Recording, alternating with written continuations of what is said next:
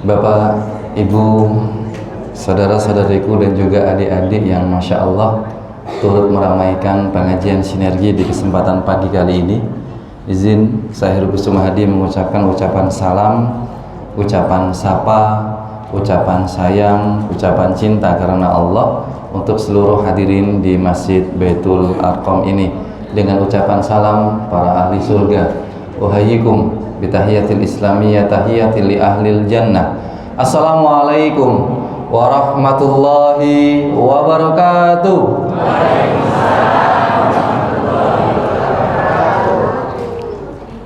Alhamdulillahi rabbil alamin. Alhamdulillahilladzi jama'ana fi hadzal makanil barak. Asyhadu an la ilaha illallah wa asyhadu anna Muhammadan abduhu wa rasuluh. Allahumma salli wa sallim wa barik ala nabiyyina Muhammad wa ala alihi wa ashabihi ajmain, amma ba'd. Berharap kepada Allah Subhanahu wa taala dengan segala niatan harapan kita, semoga setiap langkah kaki kita menuju masjid ini Allah catat sebagai amal-amal kebaikan dan pahala yang melimpah ruah. Semoga langkah kaki kita menuju Masjid Baitul Arqam ini menggugurkan segala dosa, kesalahan, khilaf kita antar sesama, pun juga kesalahan kita kepada Allah Subhanahu wa taala. Dan semoga setiap langkah kaki kita menuju masjid ini Allah akan lipatkan dengan balasan derajat yang Allah angkat kita, insya Allah. Semoga Allah takdirkan, Allah mampukan, dan Allah maukan kita untuk menjadi ahli surga Firdaus, insya Allah.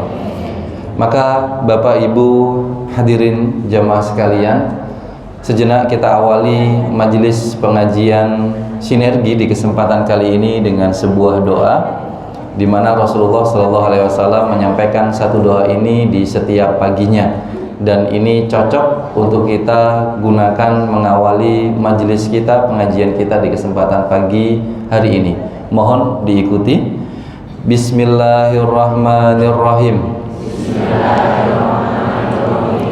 Allahumma inni as'aluka ilman nafi'an wa rizqan thayyiban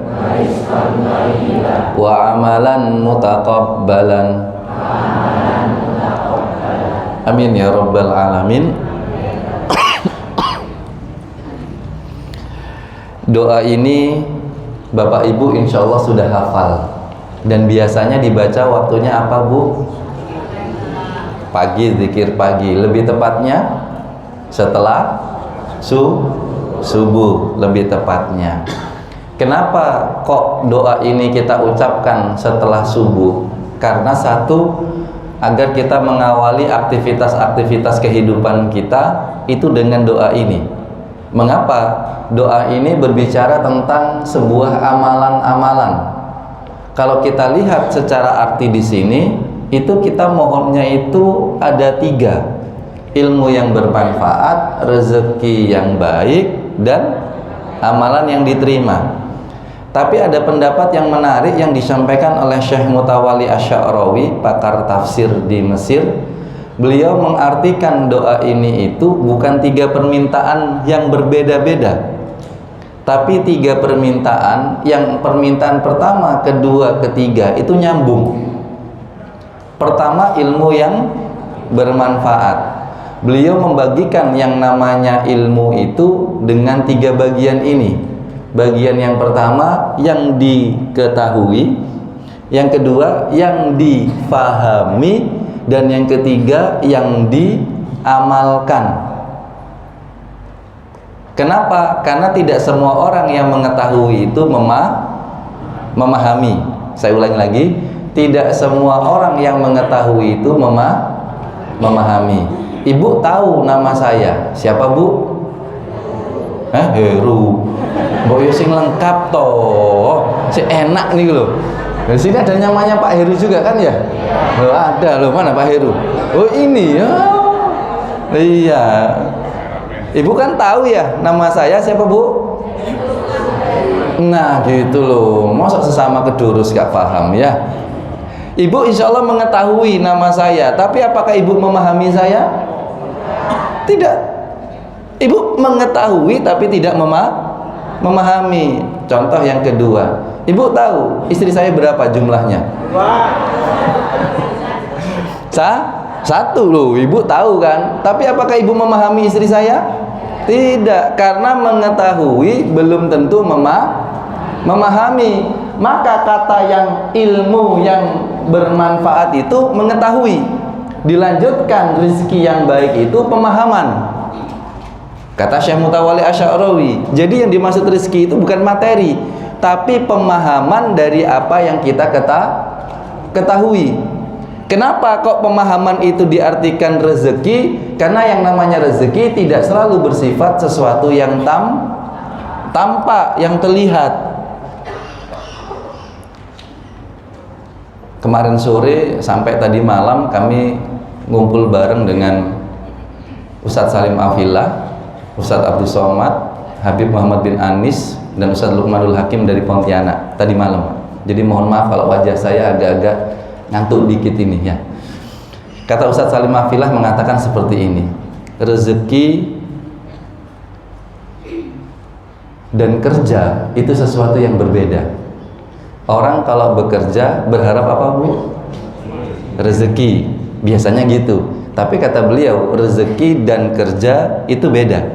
Rezeki sendiri, kerja sendiri. Maksudnya apa? Ketika orang bekerja berharap rezeki, itu belum tentu. Karena kerja kita yang mengusahakan, rezeki Allah yang mengkaruniakan. Banyak orang bekerja untuk dapat uang. Tapi ketika dia sudah punya uang, Allah berikan sebuah keterbatasan, dia tidak bisa menikmati kepemilikan uang itu. Maka pertanyaannya, uang itu rezeki atau tidak? Bukan. Karena rezeki itu dengan satu kata. Apa itu? Dinikmati. Bukan sebatas dimiliki. Maka kalau saya bertanya kepada Bapak Ibu, lebih suka yang mana? Hak milik nopo hak pakai, Pak? Nah ini kalau saya nanya bapak-bapak dulu nih yang pakai logika, pakai akal katanya. Bapak-bapak lebih suka hak milik nopo hak pakai dalam hidup ini? Hak pakai. Suatu saat ada anak muda menawari saya beli mobil, Pak. Ustaz, mau beli mobil yang mana? Kalau mau nanti saya belikan untuk Ustaz dan tim dakwahnya Ustaz. Singkat cerita saya tolak karena dia baru nawarin. Itu kalau sudah nawarin itu ada kepentingan-kepentingan wallahu a'lam. Tapi saya mengkhawatirkan kehati-hatiannya di sisi itu. Maka saya tolak. Namun tiba-tiba ada bapak-bapak nelpon saya bilang, Ustadz, itu 3 pekan setelah itu, Ustadz, saya sudah beli mobil Innova, saya niatkan, saya hibahkan untuk Ustadz sama tim dakwahnya Ustadz, mau dibawa ke Papua silahkan. Ini mobilnya gimana Ustadz? Lalu saya jawab, Pak, mobilnya di rumah bapak saja ya, jangan ditaruh di rumah saya, karena di rumah saya ini gang buntu. Bapak tahulah kalau gang buntu itu gimana, aksesnya sulit, muter. Saya sudah punya mobil 1, sudah cukup. Pokoknya ini di rumah bapak saja, jangan di rumah saya. Kalau di rumah saya itu namanya hak milik, karena sudah jadi milik saya, karena beliau ngasihkan. Ini sudah saya kasihkan semuanya untuk Ustadz. Oh berarti ini milik saya? Iya Ustadz, mohon maaf saya nggak bisa Pak, dengan semua alasan tadi. Akhirnya mobil ini di rumah beliau. Maka saya bisa menggunakan hak pakai. Saya bilang, tapi boleh nggak Pak saya pakai ini? Oh boleh Ustadz. Ustadz kalau mau pakai silahkan. Pokoknya telepon saja. Setiap saya menggunakan, tadi malam saya gunakan. Setiap saya gunakan, mobil itu datang bersih, bahan bakarnya lengkap, bahkan drivernya ada. Lalu kemudian saya pakai keliling, kotor, langsung balik ke rumahnya beliau. Pokoknya setiap saya butuh, mobil itu datang. Dan saya tidak perlu memikirkan bensin, pajak mobil, perawatan, dan lain sebagainya. Kalau saya memikirkan ini, berarti mobil ini menjadi milik saya. Kalau saya merasa memiliki, maka saya punya konsekuensi membayar itu semua. Tapi kalau cuma hak pakai, tinggal telepon, datang, pulang, nggak usah bersih-bersih semuanya. Maka pertanyaannya, paling enak yang mana sekali lagi Pak? Paling enak itu hak pakai. Dan semua kehidupan kita ini semuanya hak pakai. Kita nggak memiliki, karena yang memiliki walillahi, dan hanya Allah yang memiliki semua yang ada di alam semesta ini. Oleh karenanya hadirin jamaah sekalian, sebuah kenikmatan kita itu adalah ketika Allah memberikan sebuah karunia, dan ini haknya Allah. Kita nggak bisa memastikan. Punya duit belum tentu menikmati, dan nikmat ini sekali lagi karunia. Hadirin, maka kemudian dilanjutkan oleh Syekh Mutawalli Sya'rawi, amal yang diterima. Amal yang diterima itu bagaimana? Amal yang sesuai pengetahuan, sesuai pemahaman, lalu diamalkan, insya Allah diterima. Semoga semua amalan-amalan kehidupan kita, wabil khusus di hari ini kita bermajelis bersama, semoga amal ini dicatat menjadi amal ibadah dan insya Allah diterima oleh Allah Subhanahu wa ta'ala. Amin ya rabbal alamin. Bapak dan Ibu yang saya hormati, saya awali dengan sebuah kalimat. Al-Quran itu bukan hanya informasi, tapi Al-Quran itu solusi. Al-Quran itu tidak hanya informasi, tapi solusi. Bedone nopo, Bu? Informasi kali solusi. Pak, kalau informasi itu biasanya berhenti hanya di pengetahuan. Oh iya, ngono ta. Oh iya. Cuma berhenti di situ, Bu, di lisan. Tapi kalau solusi itu sifatnya harus dipraktekkan. Jadi ketika Allah menginformasikan sesuatu, itu sebenarnya statusnya itu fungsinya solusi. Statusnya informasi karena kita baca teks, tapi fungsinya solusi. Makanya ibu-ibu kalau dikatakan ibu gaul, ibu ada yang punya Instagram? Punya? Wih, keren ya Allah. TikTok. Punya juga ibu-ibu. Ibu-ibu gaul ini. Benar nggak, Bu? Kalau saya katakan ibu-ibu gaul. Kenapa? Karena gaul itu mengikuti zaman. Saya ulangi lagi, gaul itu mengikuti zaman. Dan ingat, konsekuensi kelanjutan kalau kita mengikuti zaman, kita harus berubah. Saya ulangi lagi rumusnya. Kalau kita ingin mengikuti zaman, maka kita harus berubah. Semua yang mengikuti zaman harus berubah. Menariknya, Al-Quran nggak pernah berubah. Benar? Benar, teksnya nggak pernah berubah. Apa yang terjadi? Karena Al-Quran nggak mengikuti zaman. Zaman yang mengikuti Al-Quran. Karena sekali lagi, setiap mereka yang mengikuti zaman harus berubah. Kalau ada yang tidak berubah, Al-Quranul Karim, berarti Al-Quran itu bosnya zaman. Di mana zaman mengikuti Al-Quran. Kenapa? Karena Al-Quran mulai dulu sampai sekarang itu tetap statusnya solusi. Mohon maaf, fungsinya solusi. Bedakan antara status dan fungsi. Contoh, Bapak, definisi Bapak itu apa, Pak? Statusnya seorang Bapak itu apa definisinya? Seseorang yang Bapak. Seseorang yang punya istri dan anak. Kalau statusnya istri apa, Bu? Seseorang yang punya suami. Kalau istri, kalau ibu, statusnya ibu. Seseorang yang punya anak. Suami dulu, Bu, ya langsung anak saja. Nah, suaminya di mana? Istri itu statusnya adalah seseorang yang punya suami dan anak lah, gitu loh, Bu, ya. Pertanyaan saya, fungsinya apa, Pak, seorang suami? Fungsi sekarang kepala, kurang konkret, kurang detail. Contoh, mencari nafkah. Semangat Ibu menjawab, mencari nafkah. Masya Allah. Dapat berapa, Bu, per bulan, Bu?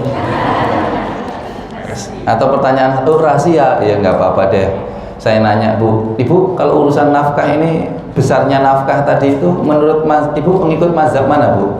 Maliki atau Syafi'i, Bu? Kalau mazhabnya Syafi'i, Pak, besarnya nafkah per bulan yang diberikan suami itu menurut kemampuan suami, Pak. Menurut Imam Syafi'i, menurut kemampuan suami. Jadi kalau mampunya cuma 2 juta, ibu sebagai istri harus nerimo.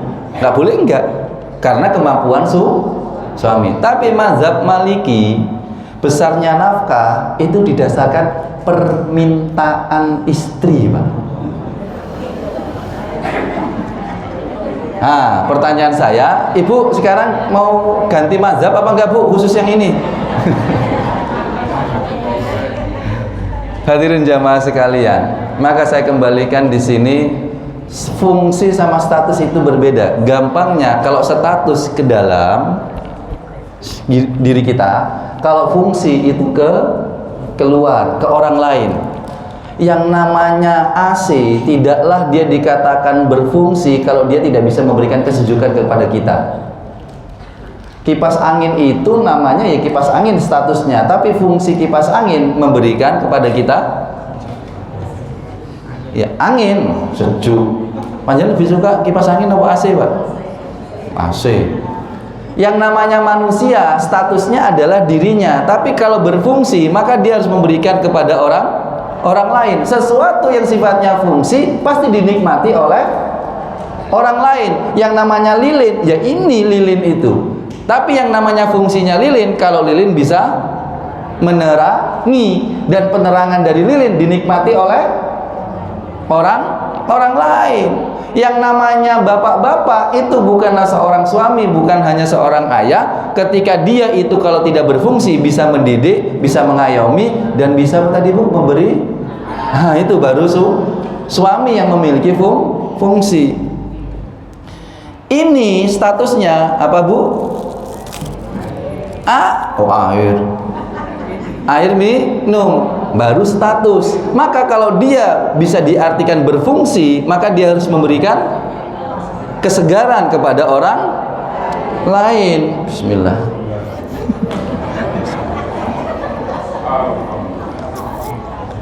Alhamdulillah.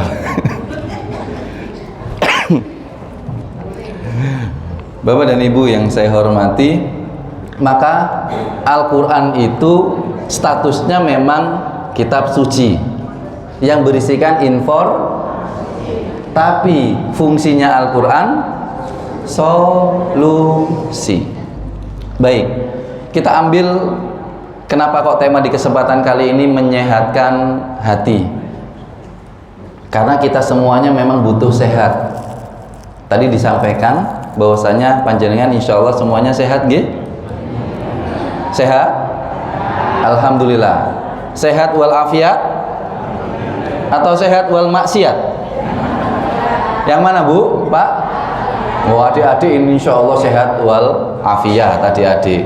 Bapak-bapak ya belum tahu juga, Pak ya. Tapi insya Allah di Masjid Baitul Arqam ini kehadiran panjenengan sehat walafiat. Pertanyaan saya sederhana. Sesuatu yang memberikan hidup kita itu nyaman, hidup kita sehat, semuanya harus sumbernya dari hati. Saya ulangi lagi, sumbernya dari hati.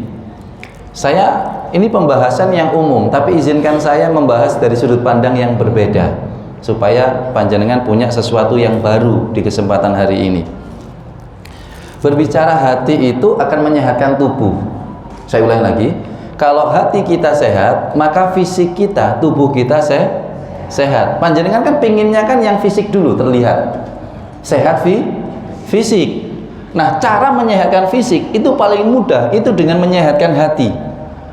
Ngapunten panjenengan olahraga, boleh, bagus. Panjenengan noto pola makan supaya sehat fisiknya, silakan. Istirahat yang cukup, silakan. Tapi nek atine loro, apakah bisa sehat tubuh kita? Kita buktikan. Saya nanya Bapak Ibu sekalian, kalau orang sakit fisik, misalnya saya nggak sengaja nginjek kakinya Ustadz Taufik misalnya, nggak sengaja nginjek, kaki beliau sakit, sakit kakinya, menjalar ke hati. Cuma pertanyaan saya, yang sakit fisiknya kakinya itu cepat sembuh nggak, Pak? cepet sembuh, tapi sing ndok atine rada suwi sembuh. Oke? Jadi kalau sesuatu sakit diawali fisik, memang berambat kepada hati, tapi sakit fisiknya insya Allah cepat sembuh. Tadi disampaikan teman-teman saya sama teman-teman HIV. Teman-teman HIV ini sakit apa Pak? Fisik. Itu nggak ada masalah kalau hatinya itu lagi tenang. Tapi coba kita balik Pak. Kalau sumber masalahnya bukan fisik, sumber masalahnya hati, nanti berakibat nggak ke fisik kita? Monggo disebutkan dulu. Nek wong wis loro ati mengakibatkan ke sakit fisik. Apa saja Pak sakit fisiknya? Hipertensi, migrain. Jangan langsung ke jantung toh Bu, itu nanti dulu, itu yang paling tinggi-tinggi dulu ya. Sing rada ringan-ringan dulu lah, sing rada meden-meden ini titik-titik. Alergi. Loh, alergi itu termasuk dari hati. Saya sudah nanya langsung ke spesialis kulit dan kelamin, Pak. Alergi termasuk salah satu hati. Apalagi Bu? Ibu mantap menjawabnya ya. Ibu menjawabnya berdasarkan pengetahuan atau pengalaman? Enggak bener. Enggak bener. Lambung, napa malah Bu? Stres, macam-macam, jantung, bahkan nanti ujung-ujungnya bisa kok tahu semuanya urusan stroke ini. Bisa jadi stroke, penyebabnya apa? Hati, padahal fisiknya sebelumnya sehat. Cuma gara-garanya hati bermasalah, maka kemudian fisik ikut bermasalah dan penyakit fisiknya tambah semakin parah dan bahaya. Kalau tadi cuma kakinya saja tapi sembuh, tapi kalau dari hati fisiknya semakin parah. Dan izinkan supaya kita sehat fisik, sehat hati kita, inilah salah satu cara yang terkadang kita lupakan.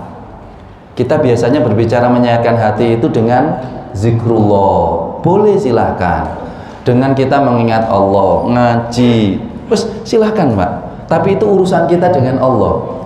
Izin saya sampaikan dengan sudut pandang yang berbeda, ini urusan kita dengan sesama manusia. Dan rumusnya ternyata sudah ada di Al-Quran, surat An-Nahl ayat ke-78. Wallahu akhrajukum min butuni ummahatikum la ta'lamuna syai'an wa ja'ala lakumus syam'a wal absara wal af'idah la'allakum tashkurun. Kata Allah dalam firman-Nya, dan Allah mengeluarkan kamu dari perut ibumu dalam keadaan tidak mengetahui sesuatu apapun. Lalu Allah hadirkan 3 karunia. Yang pertama pendengaran, yang kedua penglihatan, yang ketiga hati, agar kamu bersyukur. Yang kita bahas yang urutannya pendengaran, penglihatan, dan hati. Jika urutan yang pertama, kedua, ketiga ini berbeda dengan ayat-ayat yang lain, maka urutan ayat ini nggak ada makna. Saya ulangi lagi. Jika urutan ayat-ayat ini, apa saja urutan yang pertama Pak? Pendengaran. Ibu yang kedua? Yang ketiga? Hati. Jika urutan ini di ayat-ayat yang lain nyampur-nyampur, nggak berurutan lagi, maka urutan ini tidak punya makna. Tapi kalau di ayat yang lain ternyata urutannya masih sama, maka ayat ini dalam arti urutan-urutan ini punya makna, punya pesan, punya sebuah inti, yaitu solusi ternyata. Coba surat Al-Isra kita lanjutkan lagi, surat As-Sajdah misalnya. Surat Al-Muluk di sini, nanti ada di surat As-Sajdah ayat yang ke-9. Summa nafakha fihi min ruhihi wa ja'ala lakum syam'a wal absara wal afidah qalilan ma tashkurun. Itu surat ke-32 ayat yang ke-9. Ini surat Al-Muluk. Intinya di beberapa ayat yang berbeda-beda urutannya tetap sama. Itu berarti menunjukkan sebuah pesan. Dan ayat yang dibaca adinda kita tadi, surat Ar-Rahman, itu berbicara kita diminta apa Bapak Ibu? Apakah kamu ini mendustakan segala nikmatku? Berarti dengan bahasa lain kita diminta selalu bersyukur. Nah, coba kita ambil apa hikmah kenapa kok pendengaran dulu, penglihatan dan hati. Hadirin jamaah sekalian, seluruh keluarga besar dari, mungkin di sini ada perwakilan dari PCM Karangpilang, dari Ranting Kedurus, dan juga dari Aisyah yang saya hormati, dan seluruh keluarga besar Muhammadiyah di sini. Izin kita berbicara sekarang teknis dan prakteknya, Bu. Yang pertama apa, Bu, urutannya? Pendengaran. Kenapa kok pendengaran diletakkan paling awal? Karena itu yang paling mudah untuk dapat pengetahuan dan pemahaman. Kok bisa dapat pengetahuan dan pemahaman? Lihat ayatnya tadi. Kamu tidak mengetahui sesuatu pun. Kamu tidak mengetahui sesuatu pun. Ingat tadi urutannya: 1. Mengetahui, 2. Memahami. Supaya kita ini bisa mengetahui dan memahami, maka kita harus menggunakan yang pertama dulu, pendengaran, karena dia yang paling mudah. Apa yang paling mudah? Panca indera yang tidak pernah off. Saya ini, Pak, Ibu, adik-adik, pembicara yang nggak akan pernah mempermasalahkan kondisi audiens saya. Panjenengan tilem alias turu alias sare pas saya menyampaikan materi, monggo kerso. Loh ya, kenapa? Karena saya meyakini, bahkan secara ilmiah dikatakan telinga kita ini nggak pernah off. Meskipun panjenengan tertidur di majelis ini, telinga panjenengan masih mendengar kok. Makanya panjenengan buka YouTube itu, Pak. Do you know YouTube, Pak? Yes, yes, gitu loh ya. Yes, buka YouTube. Di situ kan biasanya zikir penemani tidur malam, penenang, macam-macam. Kenapa? Panjenengan tidur ini dinyalakan, panjenengan akan merasa nyaman. Maka kenapa bisa merasa nyaman? Karena panjenengan sudah tidak sadar, tapi telinga masih mendengar. Karena ini yang paling mudah. Saya tidak akan pernah mempermasalahkan kalau ada yang tidur. Bahkan nih, bapak-bapak yang tahu, Pak, hari Jumat, Pak, hari yang sangat sayyidul ayam, penuh dengan lapis-lapis keberkahan Allah. Apalagi di masjid, Pak. Apalagi saat khotib naik mimbar. Itu bu, bapak itu tenang. Ya Pak ya, leres ya Pak ya. Tenang itu bapak-bapak, Pak. Masya Allah. Lagi ngapain Pak itu, Pak? Khusyuk, itu bahasa diplomatisnya itu ya. Hadirin jamaah sekalian, ini tidak pernah off. Makanya sering saya buat sebuah humor, kalau ibu-ibu ingin bangunkan suami, ya sepertiga malam, jangan ganggu matanya Bu, ganggu telinga bapak. Caranya ambil panci 2, temukan kedua panci itu tepat di telinga bapak ya, jam 2:30 gitu ya. Taweng, insya Allah bapak akan marah ya Pak ya. Nggak bangun dulu, marah dulu Pak ya. Karena telinga nggak pernah off. Kemudahan untuk mendapatkan pengetahuan itu telinga. Makanya saya buktikan, telinga ini menariknya Allah jadikan paling mudah karena Islam itu mudah. Coba saya tanya, ibu-ibu nih, ibu-ibu dulu Pak. Ibu-ibu lebih suka kalimat yang mana? Islam itu indah atau Islam itu mudah? Islam itu indah atau Islam itu mudah? Nah, kalau ibu milih Islam itu indah, berarti kena program TV itu ya. Yang pagi-pagi itu, yang ustadznya itu siapa?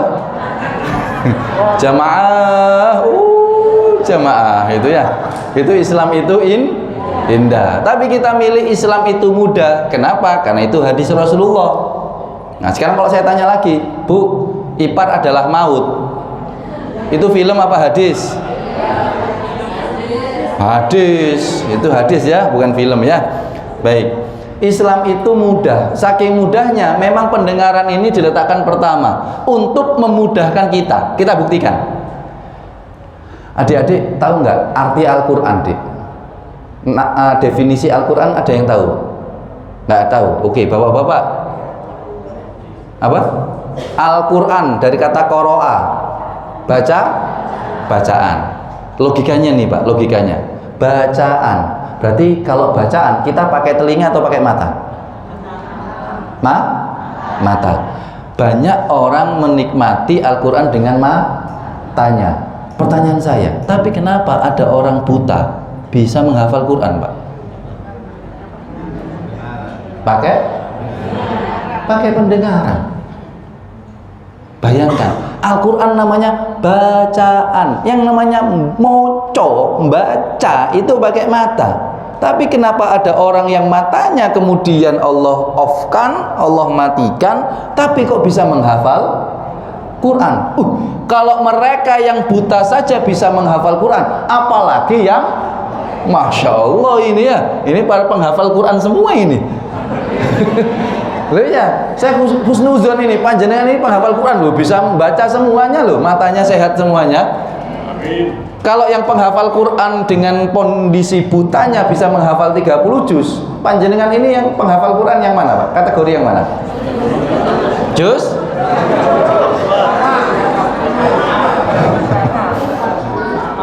Juz amma. Hadirin jamaah sekalian, indah Allah itu memberikan kita itu dengan level yang paling mudah. Sudahlah, turu rongokno sudah dapat kok. Makanya eman kalau ada orang itu punya kemudahan tapi tidak mau make, itu eman. Kita ambil sedikit ke samping. Salah satu makna yang saya sangat senang dengan dosen saya waktu menjelaskan hadis ini, kami waktu di Al-Azhar dulu jurusan hadis Pak. Ketika dosen kami menjelaskan ini, makna inna dina yusrun, agama Islam itu mudah. Agama Islam itu mudah. Itu salah satu maknanya adalah adanya di dalam Islam ibadah yang sifatnya paketnya itu sepaket. Buy one get one. Yang paham ya Bu ya? Buy one get one. Ya wis, diskon. Ya. Beli satu dapat satu free. Kita ini kadang-kadang belinya yes, tapi ketika dapat free nggak mau ngambil Pak, kan aneh. Coba ibu beli satu sepatu dapat gratis satu, ibu ambil nggak yang gratis? Ya dia ambil loh, free. Tapi pas ibu di kasir, Mbak aku bayar sepatu ini, loh Bu ini Bu dapat free-nya, kata soalnya buy one get one. Gak, aku cuma butuh siji kita kok. Loh ini loh Bu, free, gratis untuk ibu. Enggak, aku butuh, aku butuh cuma sisi ini. Insya Allah kasir akan mengomentari, aneh wong iki. Yang saya tanyakan, ada puasa Ramadan, ada puasa Syawal. Ini paket bundling istilahnya. Kita kalau puasa 30 hari, ditambah hanya 6 hari saja, dapat puasa 1 tahun. Man soma Ramadhana summa atba'u sitta min Syawal kana qasyamid dahr. Pertanyaan saya, kejupuk enggak Pak yang 6 hari Pak? Ayo jujur. Logikanya nih, logikanya 30 dino iso gampang. Kan saking mudahnya Bu ya, bulan Ramadan itu kan hari ke-20 kita masih komentar cepet deh wis 20 ini ya.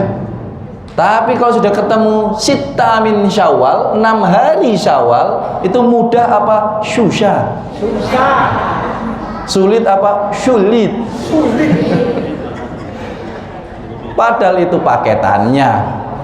Bapak dan Ibu yang saya hormati, maka ketika Allah memberikan kemudahan, maka gunakan kemudahan itu. Tapi tolong dinaikkan levelnya. Pahami pesan yang didengar. Nah, disinilah Pak, mulai kita itu akan sehat. Hati kita itu akan sehat. Kalau kita ketika mendengar sesuatu, itu kita naikkan, memahami pesan apa yang kita dengar. Contoh nih, kasus baru kejadian kemarin.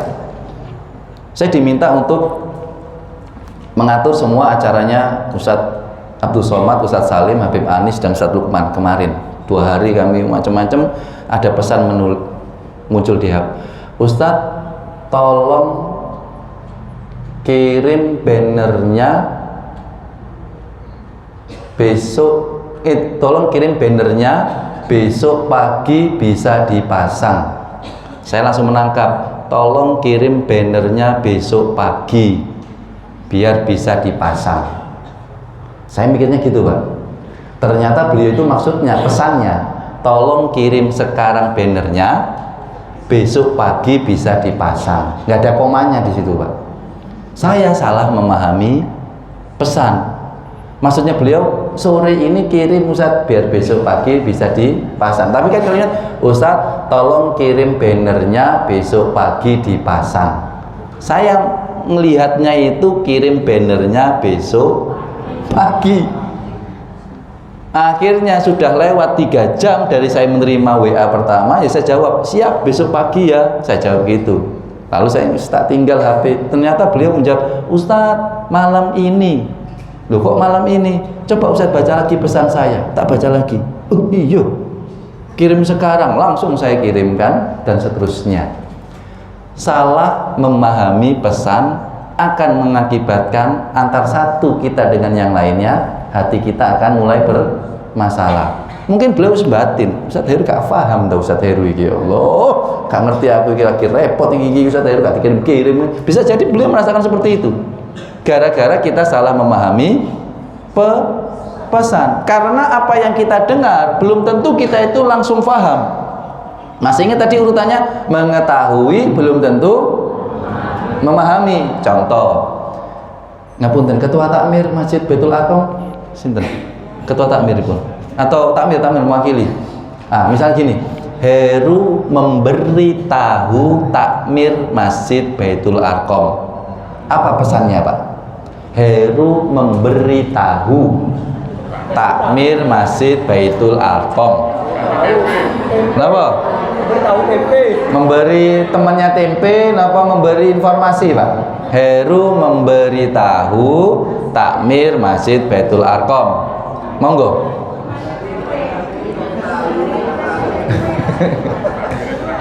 Nah, kan panjenengan bingung kan? Ya, contoh yang kedua. Heru bekerja sama takmir Masjid Baitul Arqam. Bekerja sama takmir Masjid Baitul Arqam. Bekerja sama ini sinergi, pengajian sinergi kayak kita, atau bekerja sama ini saya bawahannya takmir Masjid Baitul Arqam. Lihat, Heru bekerja sama takmir Masjid Baitul Arqam. Heru bekerja sama takmir Masjid Baitul Arqam. Ayo, saya bawahan apa saya bersinergi? Kan sewenengi kalau saya jadi bawahan sini ya. Memang saya bawahan Masjid takmir Masjid Baitul Arqam loh Bu. Ustadz jangan lupa besok datang. Saya balasnya jam berapa tadi malam ke Ustadz itu? Kurang lebih jam 11, setengah 12. Siap, insya Allah besok saya hadir. Hadir Bu saya di sini. Saya masuk sini itu ternyata panitianya Bapak masih ada 2. Jamaah ibu di situ 2. Akhirnya saya jadi jamaahnya Pak. Saking semangatnya saya itu hadir ke sini, Masya Allah. Pahami pesannya. Cara memahami pesan itu tolong konfirmasikan kepada orang yang ngomong langsung. Lah kita ini biasanya kesalahan zaman now itu kita langsung cepat menyimpulkan. Kalau bahasa kerennya self diagnose, langsung menyimpulkan, sok-sok tahu kita ini. Coba lihat Dek, adik lebih suka nonton YouTube apa yang reels, yang pendek-pendek itu loh Dek, yang 10 detik gitu, reels. Inilah gaya kehidupan kita Pak, instan. YouTube-nya 1 jam, kajiannya potongannya 2 menit. Kita menyimpulkan 1 jam itu dengan 2 menit. Apakah ada yang benar? Mungkin ada yang benar, tapi kemungkinan besar juga ada yang salah nanti pemahamannya. Kita buktikan. Bapak Ibu, ini kalau panjenengan masih ingat punya anak usia 4 tahun. Kalau masih ingat saja, kalau panjenengan sudah lupa, bikin lagi Pak. Anak 4 tahun nanya sama ibunya, Bu, aku ini asalnya dari mana toh Bu? Anak 4 tahun loh Bu, 4 tahun. Mungkin habis nonton National Geography atau Nasional apa gitu ya. Kira-kira ibu jawabnya apa Bu? Pertanyaan anak ini Bu. Mama, aku ini asalnya dari mana sih? Gitu. Apa Bu? Perut. Kau dari perut ibumu. Nah, anak yang 4 tahun, aku sama ini gede nih Bu, sok melebu wetenge Bu. Gimana caranya, Mak? Dijawab lagi sama ibu. Apalagi Bu jawabannya Bu? Dari bayi nak, kamu itu dari bayi kecil seperti ini nak, sekarang besar. Bu, ini kebanyakan jawabnya. Dan kita sudah kena di sini gampang menyimpulkan. Bu, ya dikonfirmasi ke anaknya dulu. Jangan sok-sok paham. Le, maksudmu takoh asalnya dari mana itu apa? Iya Ma, tadi itu loh di sekolah PAUD itu ada temanku baru namanya Andi, asalnya dari Jakarta Ma. Ada lagi yang cewek itu loh Ma, Susi itu loh, asalnya itu dari Balikpapan. Lah aku ini asalnya dari mana? Kenapa Bu jawabannya? Oh, ya kedurus. Oh, jauh-jauh dari perut ibumu, dari pernikahan bapak dan ibumu, sampai dia jawab dari Allah Subhanahu wa Ta'ala. Kita ini gampang langsung menyimpulkan. Hanya gara-gara itulah kita ini, maaf, hati kita semakin sakit, mulai muncul rasa sakit itu. Kalau ada omongan misalnya, Ustadz Heru ini, Ustadz sing sok ini, saya dengar, pasti karena pendengaran saya menangkap kalimat yang tidak enak atau yang belum jelas, biasanya pasti hati saya akan muncul secara manusiawinya apa perasaan? Nggak enak, Pak. Saya berucap ini karena saya sudah merasakan langsung. Dirasani ibu-ibu, gitu ini kelambine iku terus Ustaz Heru itu. Perhatian sekali ibu-ibu sama baju saya. Ya memang baju saya tidak banyak. Mau dikonfirmasi ke istri saya. Ya kok gini untuk YouTube ya ini, sekarang ya ini dan lain sebagainya. Tapi itulah ibu-ibu, saya tidak bisa menahan. Apa Bu? Iya, kalau yang namanya mencuci sampai berbusa itu pakai deterjen Pak. Tapi kalau yang namanya komentar yang berbusa itu namanya netizen. Hadirin jamaah sekalian, maka tolong dikonfirmasikan supaya apa? Supaya enak dan tenang. Mohon maaf, bukan satu dan lain hal. Ada seorang ibu-ibu yang nggak suka sama saya, mengomentari saya dengan kalimat yang sangat tidak enak. Saya tidak tahu ibu itu dan saya tidak tahu permasalahannya. Singkat cerita ketemu di salah satu pesantren. Ibu itu langsung ngomong. Ternyata setelah saya ketemu, hampir 2 tahun beliau itu membenci saya, mengikuti majelis saya sambil mengomentari. Sampai kata beliau mengomentari, Ustadz sok-sokan gaul, pengajian kok pakai slide. Itu ibunya ngomongan ke saya. 2 tahun kurang lebih. Dan apa yang terjadi? Saat saya ketemu, kemudian kita sudah menjelaskan satu dan lain hal, ternyata kemudian kita saling tertawa. Kenapa? Karena kita tidak memahami pesan apa yang kita dengar, apa yang kita ketahui. Maka naikkan levelnya, fahami pesan. Kalau enggak, pasti hati ini sudah mulai enggak enak Bu. Coba ibu bilang sama suami, insya Allah suami enggak memahami pesannya. Kalau suami nggak memahami pesan, apa yang ibu rasakan? Contoh, kita buktikan. Ibu bilang sama suami, Pak, sini Pak, tas iki api yo. Apa Bu pesannya? Jadi jawab dulu. Pak, sini Pak, sini. Di sebuah mall, Pak, sini Pak. Tas iki api yo. Ini kalimat apa? Bu A, informasi, kalimat tanya, atau kalimat instruksi? Kenapa Bu? Instruksi. Bapak, kita nangkapnya apa Pak? Kalimat tanya. Kan tanya, tas iki api yo. Kita jawab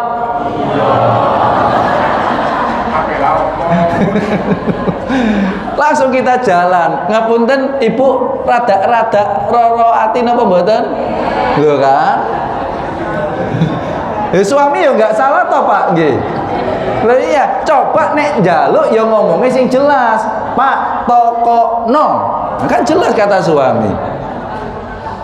Ibu lagi masak. lalu bilang sama suami yang saat itu lagi kerja di depan laptopnya, tugas kantor belum selesai dibawa ke rumah. Lalu ibu bilang sama suami, Pak, aku masak, saiki jam 4, arek-arek untuk sekolah. Pesannya apa, Bu? Informasi apa instruksi?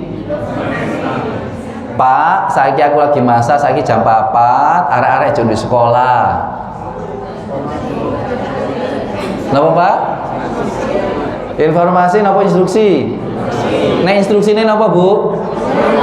Jemputan anakmu, Pak. Tapi namanya suami menangkap ini jam aku masak, dilihat istrinya. Iya, masak ya. Saiki jam 4, ketok ae to kok dapur saiki jam 4. Pantes oma kok sepi, ciduk sekolah. Lanjut kerja.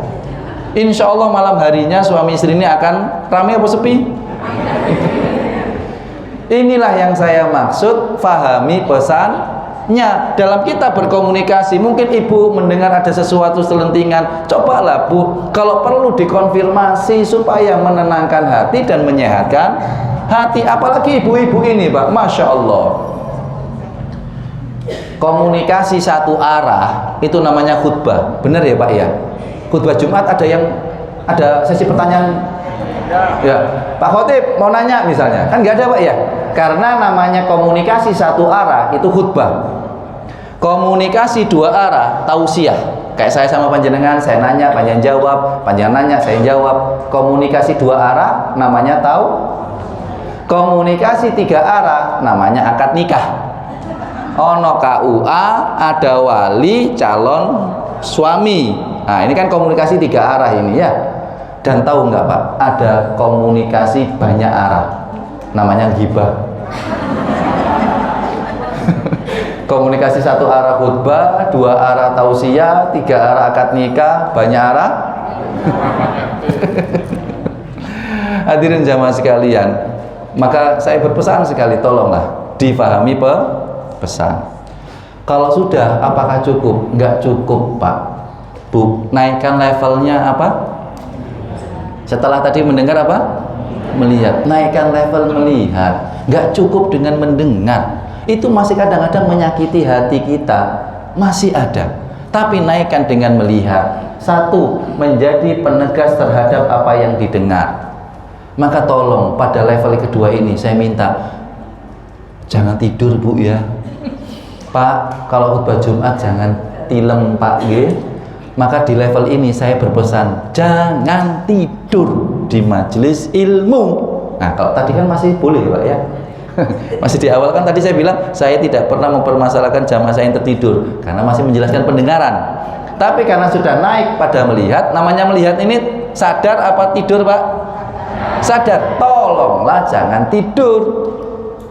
Melihatlah, buka mata. Kenapa? Karena penglihatan ini bisa jadi nanti menegaskan apa yang kita dengar, memberikan pemahaman dari apa yang kita dengar. Bahkan nanti yang namanya melihat ini akan mengalahkan pendengaran kita, Pak.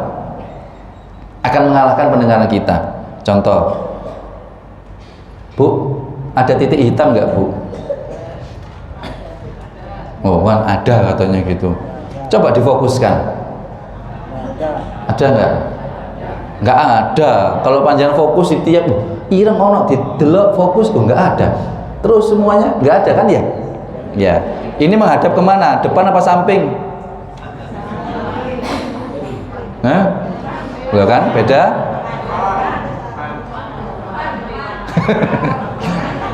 Pun dilanjutkan sampai nanti maghrib ya tetap beda kok.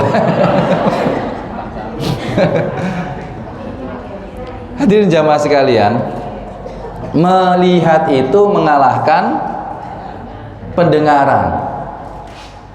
Saya buktikan nggih. Tuh, adiknya sudah Dek ya. Sama Dek, Ustadz juga ngantuk kok, Dek ya. Ya, supaya kita nggak ngantuk, Bapak Ibu, tolong ikuti instruksi saya. Tolong angkat tangan kanannya, Pak. Bu, monggo. Ayo, yang punya tangan kanan saja, Pak. Yang nggak punya nggak usah. Ya.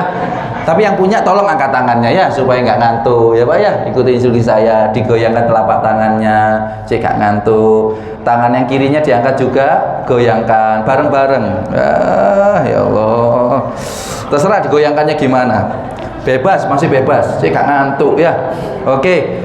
Sekarang ikuti instruksi saya, tetap goyang. Dalam hitungan ketiga itu tolong digenggam. 1, 2, 3. Wih, mantep jamaah sini, fokus semuanya. Biasanya ada yang lebih goyang-goyang lagi Pak. Pesan goyang. Ya, keluarkan dua telunjuknya kanan kiri. Ya, temukan antara telunjuk. Oke.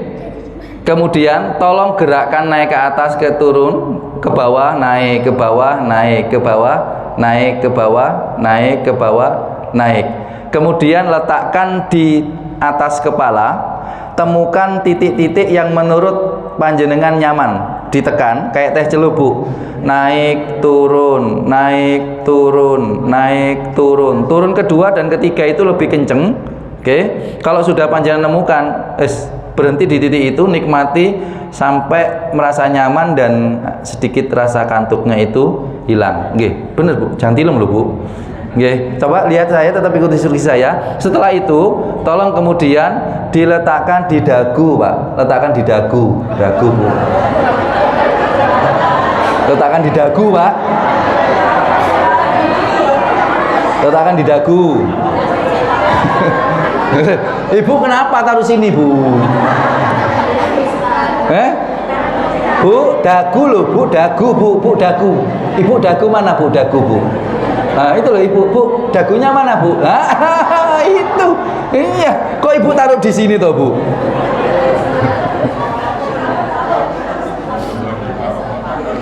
Penglihatan akan mengalahkan pendengaran. Perintahnya panjenengan dengar. Apa yang didengar? Dagu. Kenapa panjenengan letakkan di dahi? Kenapa? Melihat saya. Melihat itu akan mengalahkan pendengaran. Melihat itu akan menegaskan sebuah pendengaran dan lain sebagainya. Maka jangan tidur, melihatlah. Karena kemampuan melihat itu di atasnya mendengar. Adik-adik kalau gurunya ngajar jangan tidur ya. Dilihat ibunya, gurunya ya. Apalagi anak-anak SMP 16. Coba anak SMP 16. Ya. Alumni SMP 16 ya. Sama kita ya.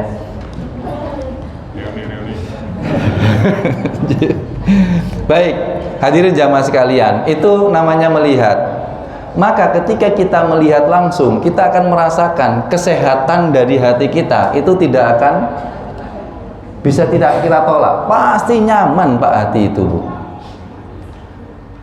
Tapi tolonglah, setelah mendengar melihat, setelah itu urutan berikutnya itu apa Pak?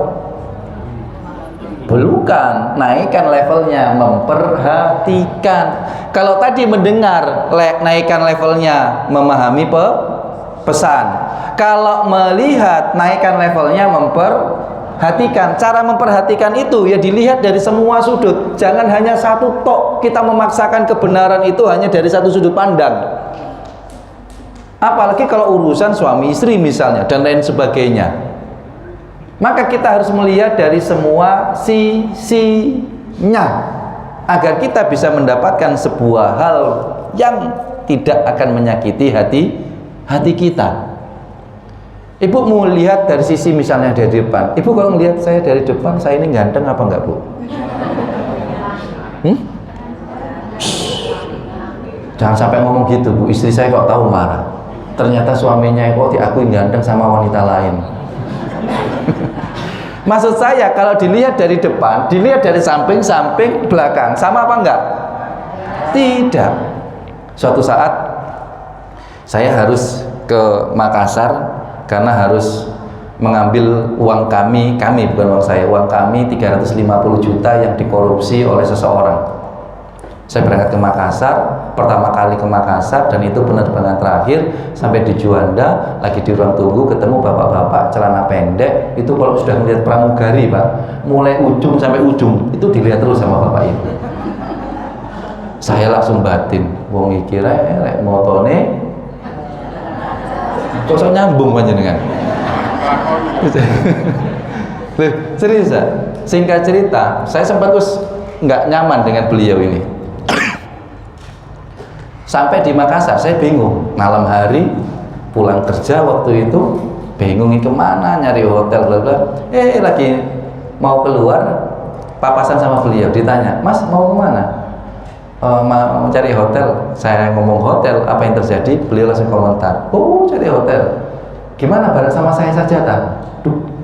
Dijak wong iki ganteng putih, pokoknya gitulah. Orangnya ganteng putih, celana pendek loh Pak. Naik pesawat pakai celana pendek kan nggak terbiasa saya melihatnya. Ayo Mas ikut saya. Aduh, kok gimana mau? Akhirnya saya mau Pak. Satu mobil bersama beliau, taksi waktu itu. Baru di situ terjadi obrolan saya dengan beliau. Ternyata beliau ini seorang mu'alaf dan ngomong ini, bener nih Pak. Ngomong ke saya, memang Mas saya itu paling nggak bisa saat ini itu jaga mata saya. Kalau melihat wanita cantik itu pasti kayak jadi magnet buat mata saya. Dalam hati saya, oh pantes Pak. Cocok yang saya lihat tadi. Ternyata apa yang terjadi? Saya dibawa ke rumahnya beliau. Lalu kemudian di situ ada keluarganya menyambut, masya Allah baiknya sekali beliau. Bahkan saya langsung dicarikan hotel. Lalu kemudian saya diantar sama beliau pakai mobil beliau ke hotel tersebut. Padahal sebelumnya saya lihat dengan sebatas melihat, saya sudah makanya sampai di hotel saya cuma bilang, akhirnya itu sokong wong iki. Dan kayaknya kita juga kayak gitu Bapak Ibu. Kalau kita hanya melihat, kadang-kadang muncul komentar-komentar dalam diri kita. Dan itu sebenarnya mengurangi kesehatan hati kita. Maka ketika kita berbicara tentang sebuah kesehatan hati, itu sebenarnya bisa kita usahakan. Dan yang terakhir, baru urusan hati itu. Urusan hati itu tidak sekedar tentang benar, tapi juga harus terikat kata baik. Kita ini terkadang itu berhenti di antara benar ketemu benar. Dalam konteks misalnya keluarga, orang tua dan anak, dan lain sebagainya. Coba Bu, kalau tanglet yang sering selingkuh suami apa istri Bu? Bapak istri dulu yang jawab ya. Nanti Bapak saya tanya kok, Bu, siapa yang sering selingkuh Bu? Kok sepi toh jawabnya ini? Rada wedi sama Bapak toh? Siapa Bu? Suami. Pak, yang sering selingkuh siapa Pak? Suami apa istri? Nggak ada kata-kata aku loh Pak ya. Ini saya lagi ngurus seorang suami dan istri yang sedang bermasalah, si suaminya selingkuh. Saya tanya, ucapannya ibu apakah benar yang paling banyak selingkuh suami? Benar. Jawabannya suami, apakah yang paling banyak selingkuh itu istri? Saya jawab, benar. Suami dan istri sama-sama banyak yang selingkuh. Loh ya, ini saja nih, pekan ini saya harus ketemu dengan seorang yang istrinya itu ternyata selingkuh. Bahkan istrinya selingkuh ini sudah masuk komunitas LGBT dulu. Si istrinya sudah masuk L. Bayangkan. Ini benar, saya jawab ini benar. Cuma yang bedanya itu siapa yang sering ketahuan. Nah itu siapa Pak? Kalau siapa yang selingkuh kan sudah jelas ya. Sekarang siapa yang sering ketahuan? Jujur, yang mana Pak? Istri apa suami Bu? Nah saya sepakat dengan ibu. Yang sering ketahuan itu suami. Kenapa? Karena untuk membuktikan suami itu selingkuh, istri nggak perlu bukti, cukup dengan perasaan. Ya Bu ya. Iki kan opo bojoku rada beda iki ya. Biasanya nggak kayak parfum, saya nggak parfum iki ya. Ini biasanya ngene ya. Tapi kalau istri yang selingkuh, suami itu butuh bukti, pakai logika, bukan pakai perasaan. Maka sering ketemunya itu suaminya Pak. Kan dengan perasaan sudah ketemu sebenarnya. Tapi saya tidak bicara seperti itu. Di titik ini saya hanya ingin mengatakan, kalau benar ketemu benar, cari baiknya, dan titik itulah sebuah hati yang mendapatkan kesehatan. Karena kesehatan hati itu asupan tertingginya kata baik. Maka saya tutup di sini, Bapak dan Ibu. Kalau kita perhatikan urutan ayat yang pertama dan kedua ini, mohon maaf, urutan yang pertama asam wal absor, ini adalah sebuah ilmu. Sedangkan afidah, hati, itu sebuah akhlak. Saya ulangi lagi, pendengaran, penglihatan yang logis, yang tampak, yang nyata itu ilmu, dan hati itu akhlak. Dan kesempurnaan Islam itu adalah antara ilmu dan akhlak. Dengan itu sebuah kenikmatan-kenikmatan yang akan kita dapatkan sungguh terasa sangat ternikmati sekali.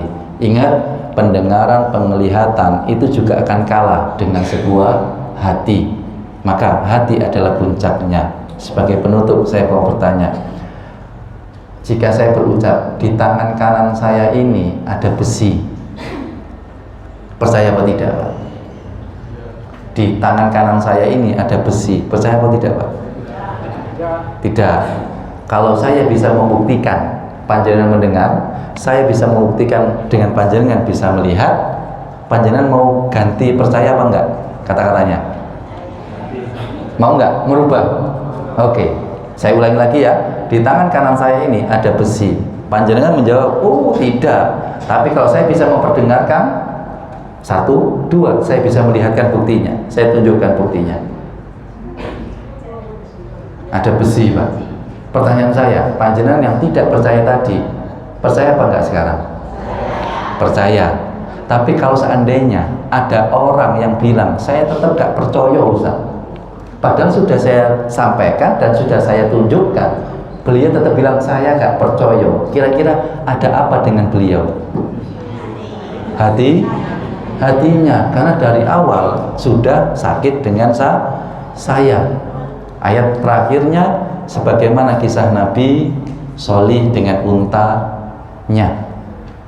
Kaumnya bilang, Sholih, aku minta bukti dari apa yang engkau omongkan. Aku minta unta warna kuning hamil keluar dari batu. Allah tunjukkan, Allah lihatkan. Ada yang beriman, tapi menariknya, wa qala alladzina istakbaru inna billadzi amantum bihi kafirun. Ada orang yang tetap menolak. Kenapa kira-kira, Pak, kok masih menolak? Padahal untanya itu dilihatkan benar sesuai dengan request permintaannya. Kenapa, Pak? Karena hatinya dari awal bermasalah. Saya ulang lagi, dari awal bermasalah. Adik-adik kalau pas masuk guru, lalu kemudian adik ngomong, guru iki meneh, itu apapun yang diomongkan, apapun yang dilihatkan, meskipun itu benar, tetap akan salah nantinya. Ibu sudah sedikit bermasalah dengan si A lewat pagar depan rumah, tapi pagarnya tembok, akhirnya sing ketok cuma apa umbun-umbune. Itu belum apa-apa komentar, wong iki meneh, pas datang ternyata ngetok bayar utang, kan seneng toh ibu. Maka titik inilah Bapak Ibu yang kita harus selalu jaga, kesehatan hati dengan kita mendengar, memahami pesan, konfirmasi, dan yang kedua melihat dan diusahakan memperhatikan. Dengan itu insya Allah hati kita semakin sehat. Kalau hati sehat, insya Allah fisik tubuh kita juga sehat. Ini yang dapat saya sampaikan. Sengaja ini saya kok melihat panjenengan ini sudah paham semuanya, sudah paham banget ya. Jadi saya nggak ngasih sesi tanya jawab karena batas tadi itu 7.30 katanya gitu ya. Tapi kalau ada yang mau bertanya pun juga monggo, karena saya mencoba mengatur pikiran saya ini husnuzon. Panjenengan ini 1 sudah beriman, 2 sudah paham. Karena apa? Tandanya orang beriman itu nggak nanya kalau sudah paham. Ya, surat Al-Maidah ke-101 itu, wahai orang-orang yang beriman, jangan bertanya kalau sudah paham, nanti mengurangi pemahaman. Nah, pertanyaan saya, panjenengan sudah beriman apa mboten? Sudah kan? Sudah, alhamdulillah. Tapi kalau ada, nggih monggo, mungkin barang satu pertanyaan, monggo Ustaz, kalau ada yang diobrolkan.